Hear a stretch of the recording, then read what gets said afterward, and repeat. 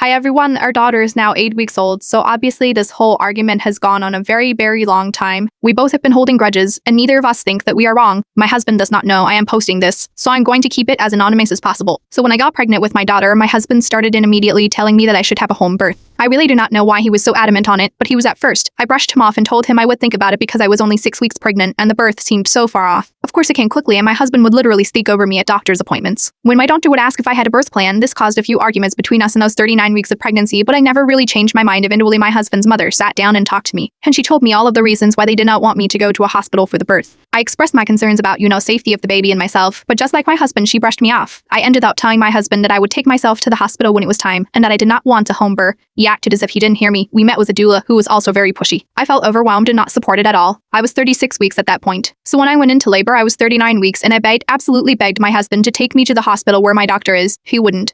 He spoke to me condescendingly and called the doula instead. I was in labor for about 3 days active labor. For around the last 22 hours, I cried the whole time. I just felt something was wrong. I was scared, and oftentimes they left me alone. The doula told me that if active pushing and labor reached 24 hours, I had to go into the hospital. I remember thinking that I could not decide which was worse, staying in labor for another 2 hours or having my baby right there. When she was finally out, I don't even remember wanting to hold her. I just remember crying out of relief. Obviously, I am okay now, but I did not have a good experience. On my first appointment after birth with my doctor, she was very shocked I had the baby. She was concerned I was so upset. I told my husband that he absolutely ruined it for me. I truly never want to go through that again. I hear mothers say that they forget all the pain the second they have the baby, but I didn't. I love my daughter so much, but it was horrible, and it was entirely his fault. So I told him that several times. He rolls his eyes every time and tells me how mothers are strong and how I am not trying to be strong. I told him that if we ever have another baby, which he wants, that I will never do a home birth ever again. His response is, "We'll see. I cannot possibly be here, can I? Everyone around me is acting like this is so normal, but it's not, is it?